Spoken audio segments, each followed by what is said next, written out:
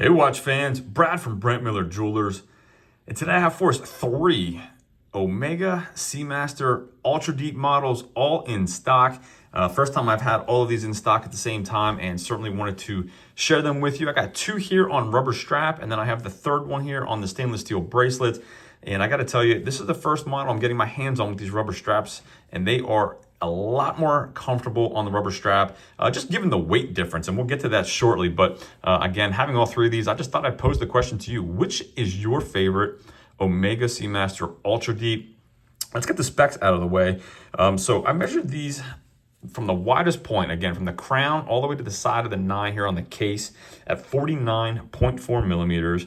Coming into the ceramic bezel, 3 to 9, 43.9, so almost 44 millimeters across that bezel. And then the sapphire crystal on these, I measured at 32 millimeters. So while a larger watch, you know, the 32 millimeter crystal kind of gives you an idea, the dial itself is not huge.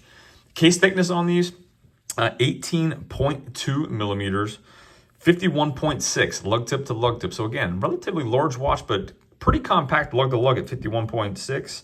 22 millimeter lug width, and that does taper to 18 here at the tang buckle on the rubber. I'll show you the deployment on the stainless steel here shortly on that Omega steel. All of these are using the Omega caliber 8912. That is the master chronometer. Movement, you have signed screw down crowns, 60 hours of power reserve, 6,000 meters of water resistance. So plenty of depth for you desk divers out there that may not even get these wet, which is another reason why you have the case thickness with such water resistance. On the rubber strap, they retail at $12,300. On the bracelet, you have a $400 premium, $12,700 on the bracelet. So I have these both on rubber here side by side. I guess I'll start with these and just ask you, of these 2, which one do you prefer? I will tell you now, I know everyone wants to know, what's your opinion? You don't give me your opinion often enough. I love both of these. I think this orange is great, but for me, being blue is my favorite color, the two-tone of that rubber strap there, I love this blue bezel, blue hour markers there, the cardinal markers on your white dial just pop to me.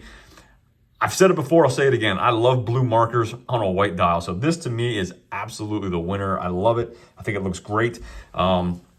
But again, this black one, or the darker kind of gradient blue on this black bezel looks really good too.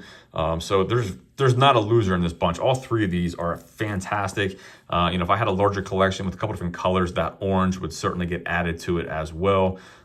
So without further ado, let me get these on wrist real quick. The one thing I didn't tell you, on the rubber strap, they weighed in at 168.3 grams compared to the bracelet at 253.5 grams. So pretty significant difference here, which is why I said earlier on strap, I think these are absolutely fantastic.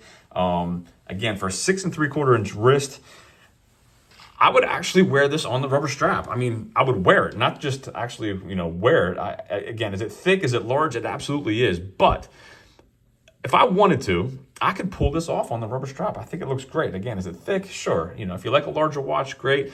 If you like smaller watches, wear smaller watches. But if you have a smaller or medium-sized wrist and think these are too large, strongly encourage you to try to find one, put one on the rubber strap, and let me know what you think. I think these are wearable on the rubber strap for guys with smaller wrists. And again, if you just like larger watches and you like stainless steel, wear the steel too. Let me throw the orange on quick.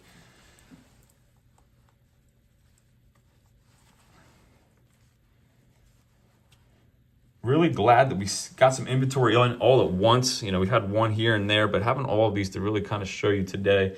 Really interested to see what your feedback is. If you own one, I'd love to hear, what your wearing experience has been.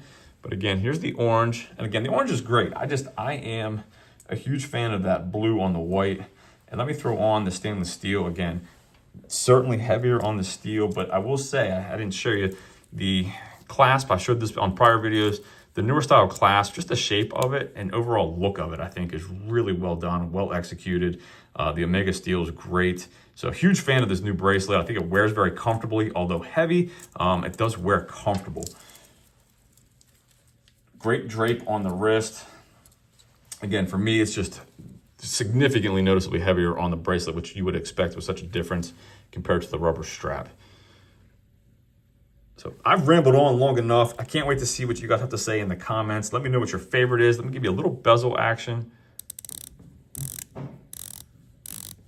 Love the clean dial, the no date on these. Just very aesthetically pleasing to my eye. Very balanced. So, as always, greatly appreciate you viewing. If there's anything we can do for you, anything at all, contact information is in the description. Let me show you the 2-on rubber again here real quick.